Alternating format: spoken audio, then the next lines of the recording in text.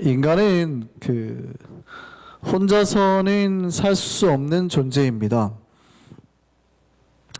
우리 한문으로 인간을 이렇게 말하잖아요. 이렇게 서로가 서로를 향해서 기대어야 설 수 있는 존재라는 거예요. 그런데 사실은 인간이 인간을 기댈 때 어느 순간 이 인간의 기댐이 무너질 때가 있어요. 여러 가지 병으로 쇠약해지거나 아니면 인간 자체가 약해지거나 또 죄를 범하거나 어느 순간 인간이 인간만을 의지해서 설 때는 한쪽이 무너지는 때가 반드시 온다는 얘기죠. 그럼에도 불구하고 물론 인간은 같이 연합해서 살아야 됩니다. 하나님은 인간이 혼자서 살 수 없는 존재라는 걸 너무 잘 아세요. 그걸 어떻게 알 수 있어요? 창세기 2장 18절을 보면 아주 재밌는 장면이 나옵니다. 하나님이 아담을 창조하시고 난 다음에 하나님이 아담에게 하와를 주실 때 아담이 하나님한테 요구하지 않습니다. 하나님 저 외로우니까 누구를 좀 만들어주세요 한 적이 없고요. 하나님이 아담을 보실 때 뭐라고 했냐면 사람이 혼자 사는 것이 좋지 아니하니 라고 말하고 하와를 만드는 거예요. 그러니까 하와라는 존재가, 여자라는 존재가 없었는데 인간이 혼자 사는 것이 좋지 못하다, 인간이 혼자 살 수 없는 존재라는 걸 누가 잘 알아요? 하나님이 잘 알았던 거예요. 근데 제가 말씀드렸다시피 인간은 인간의 힘만 가지고 버텨서 살 수 있는 존재는 아니에요. 그러니까 특별히 우리 신자는, 인간은 하나님의 도움 없이는 살 수 없는 존재입니다. 인간은 하나님의 도움이 없이는 반드시 쓰러지고 마는 존재라는 거죠. 영국의 유명한 정치가 중에 샤프즈베리라는 분이 있어요. 이분이 어느 날 길을 가는데 어린아이가 지나가다가 자기가 길을 못 건너가니까, 건너기 힘드니까 이 샤프즈베리에게 도움을 요청합니다. 아저씨 저를 좀 도와주세요. 그러니까 이 샤프즈베리 경이 아이를 건고 좀 흙탕길을 건너와서 내려주는 거예요. 이때 이 샤프즈베리 경이 뭔가 이렇게 싹 하나님의 놀라운 교훈을 하나 얻게 됩니다. 뭐라고 고백을 하냐면, 우리의 힘만으로 해결할 수 없는 문제에 부딪혔을 때 주여 나를 도와주소서라고 우리가 말을 한다 그러면 이 소년처럼 하나님께로부터 놀라운 에너지를 공급받아 승리할 수 있을 것이다. 이해되시나요? 제가 지난번에 그 얘기를 말씀드렸습니다. 마치 신자는 어떤 믿음의 산을 올라가는 존재라는 거예요. 근데 그 산을 향해 올라가는 신자의 모습이 마치 뭐와 같아요? 어린아이와 같아요. 왜냐하면 한 번도 그 산을 경험해 보지 못했거든요. 근데 그 산에는 누가 살아요? 인간을 잡아먹는 호랑이가 산단 말이죠.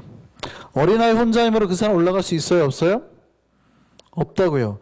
그럼 그때 어떻게 하면 돼요? 주여 나를 도와주소서.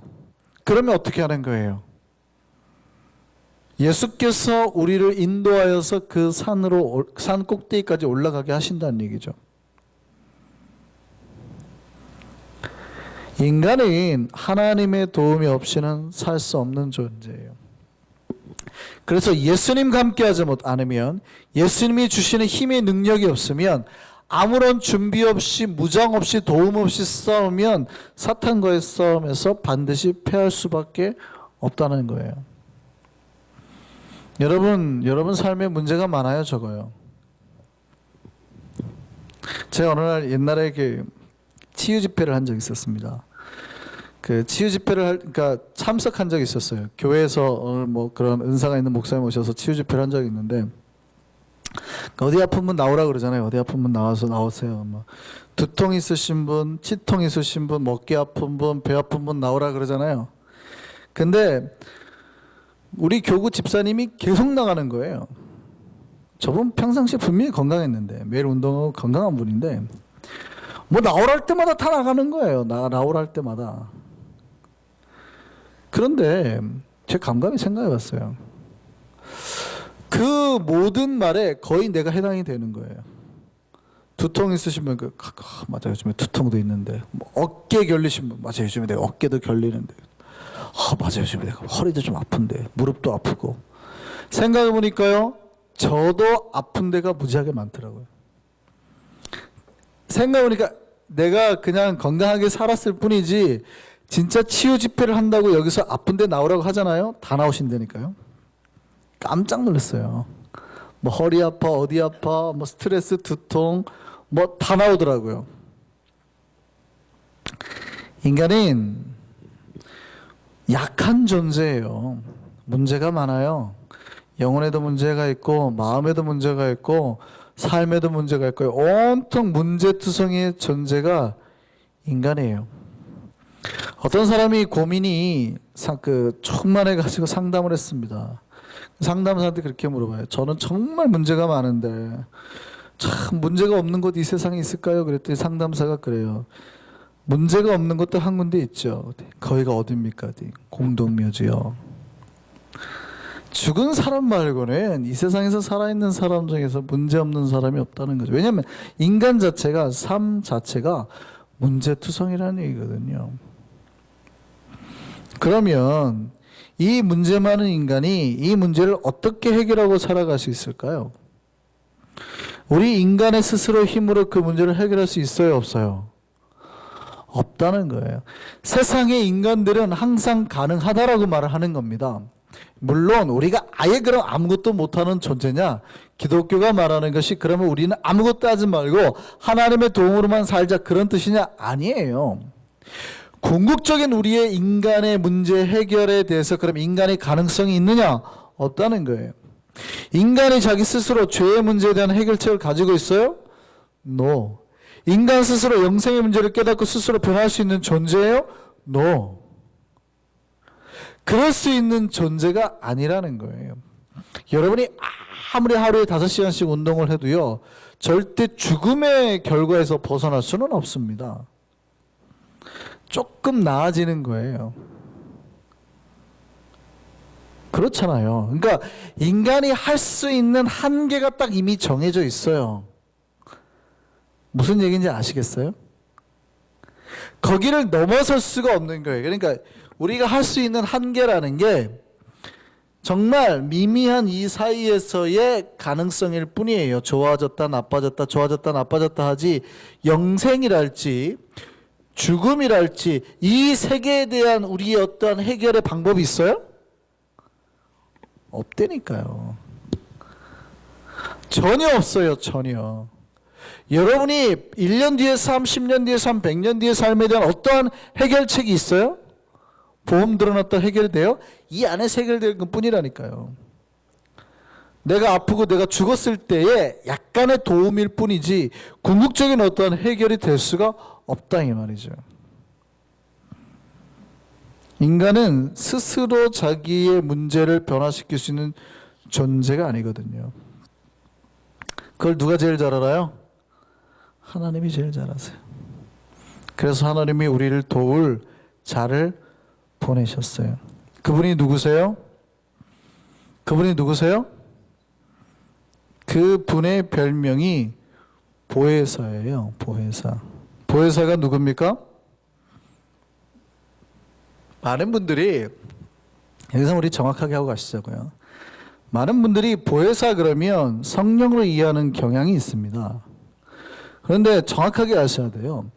우리에게 첫 번째 보혜사는요, 예수 그리스도예요.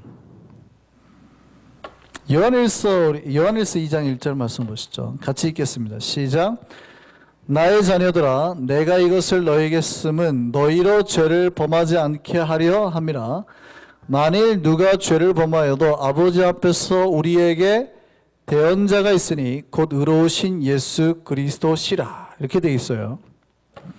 여러분이 성경을 찾지 않기 때문에 발생하는 문제인데요, 여러분이 지금 요한일서를 빨리 찾으셨다 그러면 이 문제에 대한 해답은 벌써 찾으셨습니다. 저것만 보니까 모르겠죠. 빨리 한번 찾아보세요. 그래서 성경은 항상 가지고 다니셔야 돼요. 요한일서 2장 1절 빨리 한번 펴보세요.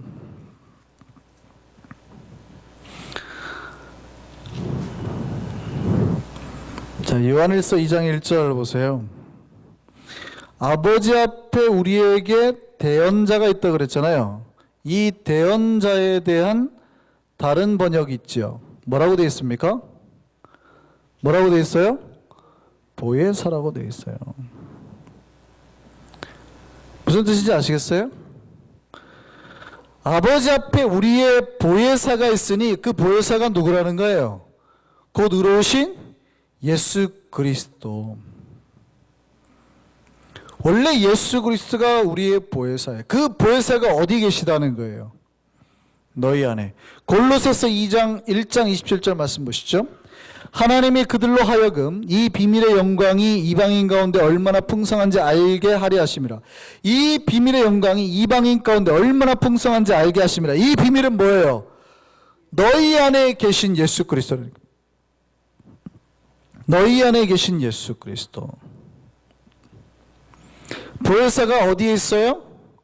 우리 안에 계신. 이 보혜사가 우리 안에 계신다고요. 이 보혜사의 그 그리스 원어는 파라클레토스입니다. 이 파라클레토스는 어디에서 왔냐면 원래는 법정에서 쓰였던 거예요. 그러니까 고대의 법정에서 이제 저쪽 예를 들어서 내가 피고인이고 죄를 범했던 또 문제가 있어요. 그러면 원고 측에서 고용한 변호사가 나를 이제 추궁하는 겁니다. 막 뭐라고 할 거 아니에요.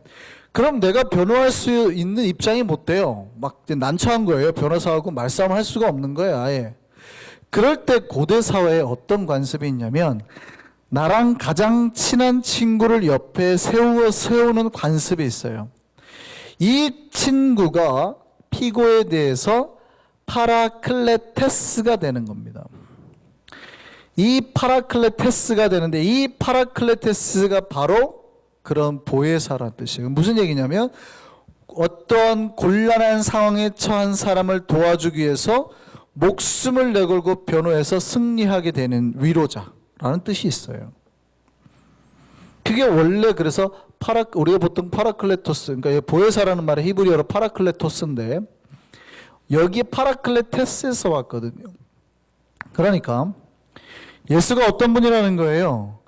우리가 죄를 범해서 우리가 삶의 곤고함 속에서 힘들고 지치고 막 이럴 때예요. 너 같은 것이 무슨 권사야 집사야 사탄이 우리를 비난을 하고 너 같은 것이 뭐 예수를 믿는 사람이야 막 이러고 계속 우리 안에 어떤 죄책감을 안겨주고 막 이럴 때 있잖아요. 그럴 때 우리에게 누가 계신다는 거예요? 예수 그리스도가. 사랑하는 아들아, 너는 할 수 있다. 너는 다시 회복할 수 있다. 너는 일어날 수 있다. 너는 다시 너가 너를 믿고 신뢰하는 만큼 너는 다시 한번 거룩한 자로 살 수 있다. 우리를 위로하고 보호해 주시는 이가 있다는 얘기죠. 그분이 누구예요? 예수 그리스도. 예수가 바로 우리의 도우미가 된다는 거예요. 우리가 죄를 범했을 때 우리의 변호사가 되어 주시기 위해서 오신 분이시라는 거죠. 그런데 여기에서 이제 우리가 문제가 발생합니다. 오늘 보면 요한복음 14장은 그 보혜사였던 예수 그리스도가 떠난다고 하는 데에서 지금 문제가 발생하는 거예요. 지금까지 우리의 보혜사였어요. 예수를 따라다니면 다 밥을 먹었어요. 예수를 따라다니면 열병이 치유됐어요. 예수 옆에만 있으면 환자들, 고통들, 모든 사람들이 다 치유와 회복과 죽음에서 살아남을 경험했단 말이죠. 네 죄를 사함받았다 이러고 막. 그러니까 예수가 우리의 보혜사였어요. 그런데 예수님 뭐라고 그러냐면 이제 내가 떠나가노라 이래버리거든요. 예수님이 지금 죽음을 앞두고 잡히시는 당날 밤에 하시는 말씀이에요. 이제 우리가 곤경에 처했을 때 우리를 도와줄 도우미가 없어지는 겁니다. 우리에게 더 이상 보혜사가 없어지는 거예요. 이때 예수께서 오늘 본문을 우리에게 말씀하시는 거예요. 요한복음 14장 16절 같이 다시 한번 읽어보시죠. 시작. 내가 아버지께 구하겠으니 그가 뭐예요? 또 다른 보혜사를 너희에게 주사. 이해되세요? 요한복음 14장은 이 성령론, 보혜사에 관계된 보혜사 성령에 대한 이야기로 가득 차 있습니다. 요한복음 14장 17장에. 그런데 지금 무슨 얘기를 하냐면 우리에게 또 다른 보혜사를 주신다라는 거예요. 그러니까 원래 보혜사가 있다는 얘기죠. 그 보혜사가 누구예요? 예수 그리스도. 그런데 우리에게 또 다른 보혜사를 주어서 영원토록 우리와 함께 있게 하겠다. 그런데 이제 신천지에서는 자기네 교주를 그러죠. 자기네 교주가 보혜사라 그래요. 보혜사라.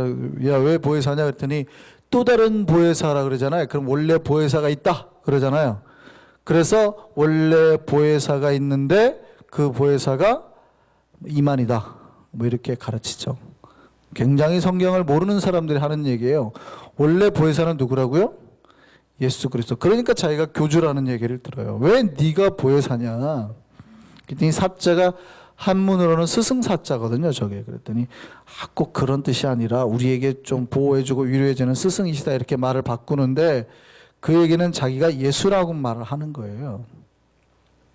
근데 우리에게는 원래 보혜사가 있죠. 그 보혜사가 누구예요? 예수 그리스도셨는데 예수께서 이제 죽으시고 승천하시면서 우리에게 약속하신 또 다른 보혜사가 있다는 거예요. 그분이 누구예요?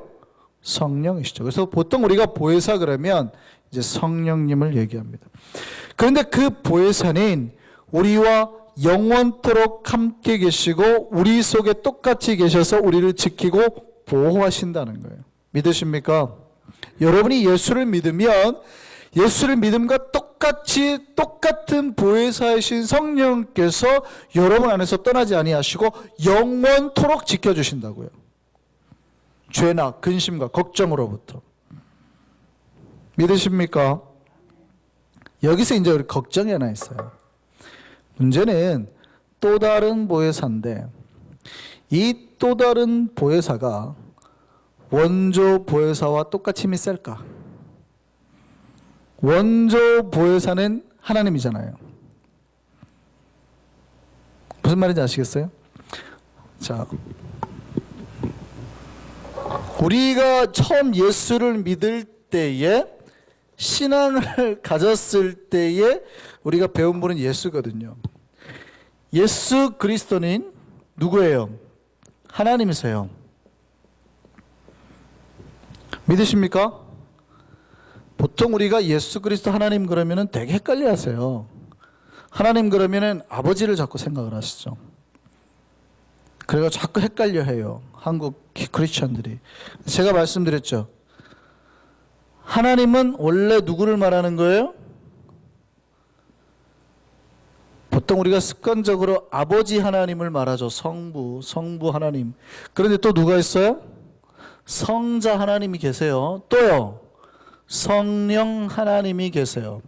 그러니까 보통 우리가 하나님 그러면 성부를 말하지만 그래서 우리가 새롭게 바뀐 사도신경에는 아버지 하나님 아버지라고 하지 않고 아버지 하나님.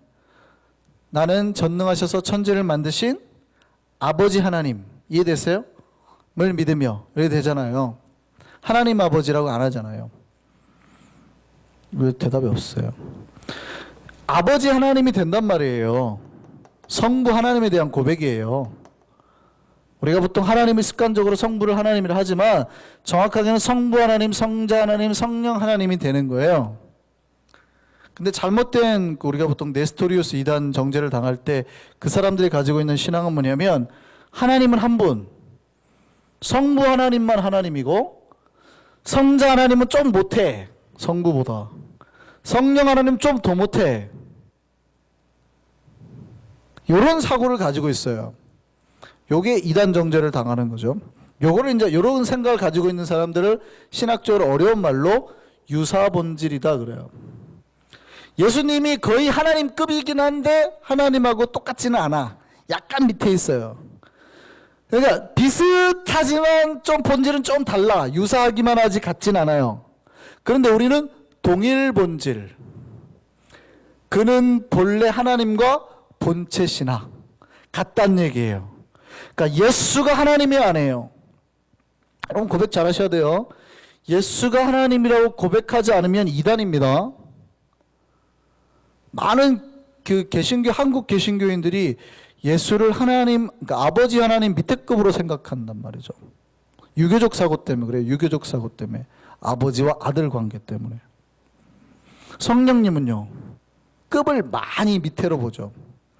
하나님의 심부름꾼이나 예수님의 심부름꾼급으로 생각을 한단 말이죠. 자, 그런데 오늘날 많이 높아졌습니다. 예수님이 하나님이라는 것은 다 고백해요. 문제는 한국 개신교의 아직도 가장 큰 문제는 성령 하나님에 대한 신학적인 틀도 없고 거의 신학적인 책이 없어요. 성령님에 대한 책이 근 100년 이전에 성령에 대한 관계된 책이 없었어요.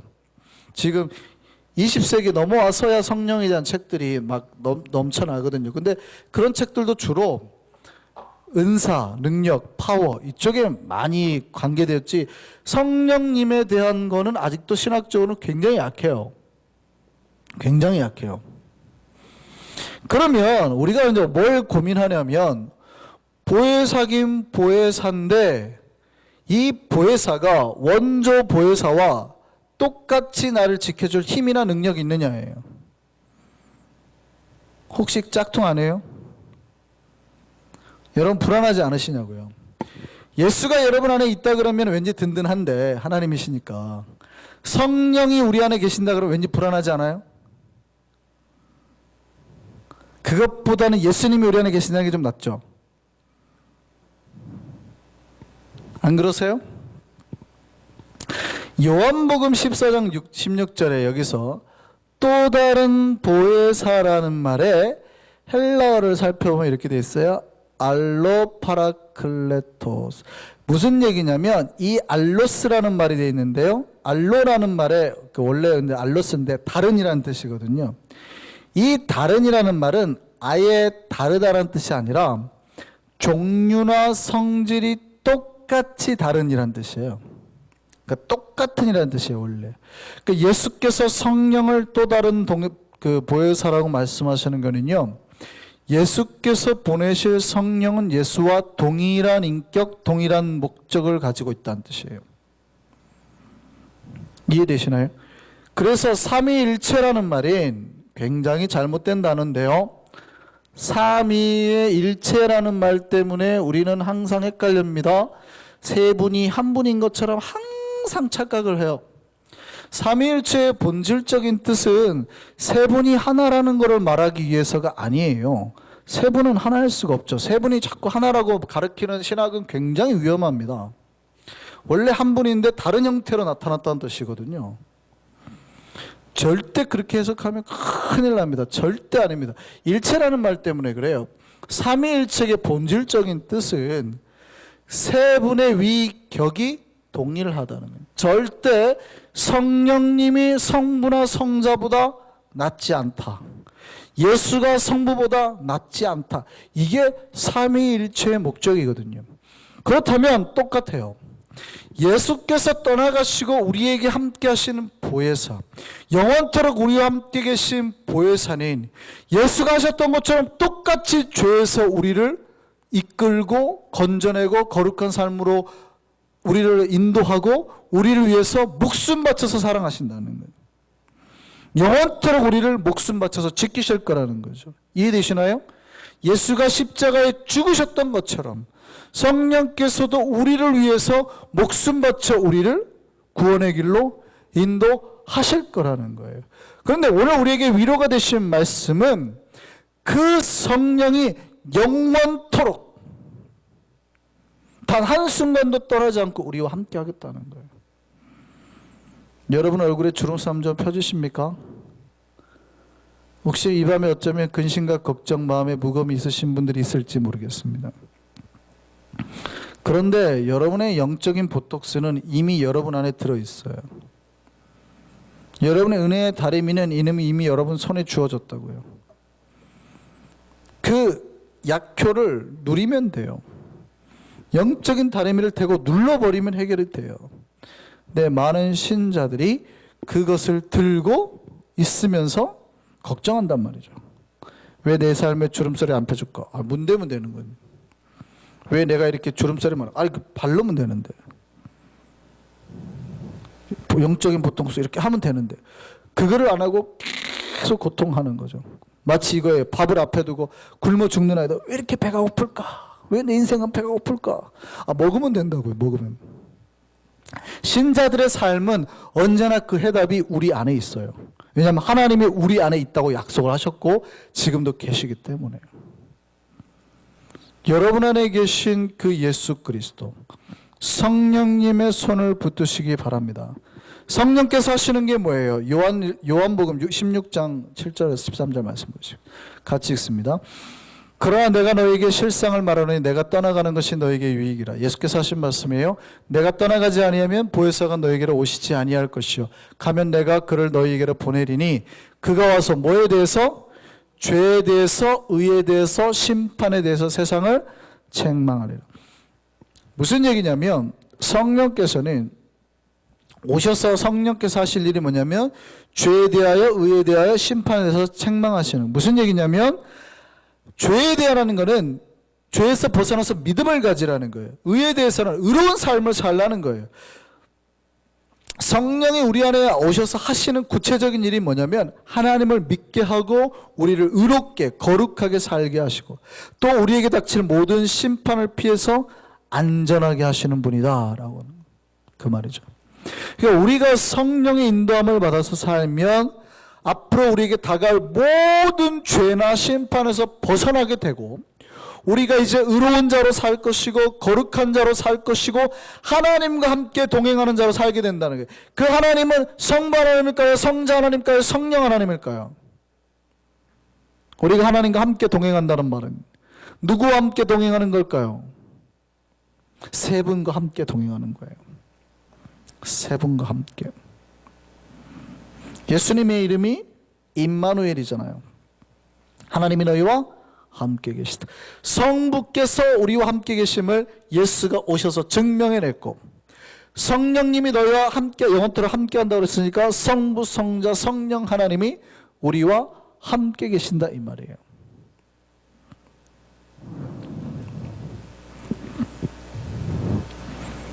여러분 앞으로 어깨 힘주고 살아가시기 바랍니다. 절대 기죽지 마시고 약간 이렇게 교만하게 사셔도 괜찮아요. 여기서 말하는 교만이라는 것은 당당하게 사시라는 거예요.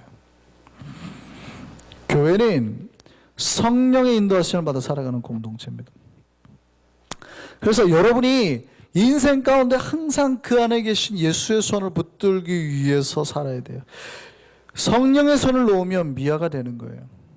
우리의 인생은 파도와 같거든요. 거센 파도 치는데 아이가 손을 놓아버리면 목숨을 잃을 수 있어요. 그런데 하나님의 손, 아버지의 손을 붙들고 있으면 어떠한 파도가 쳐도 이렇게 살아날 수 있는 거예요. 여름 되면 가끔 존스비치에 갑니다. 우리 한 주도 가족, 한 주가 파도와 싸워서 이길 수 있을까요? 없을까요? 존스비치가 대서양에서 직접 들어오는 물이기 때문에 파도가 엄청 높습니다.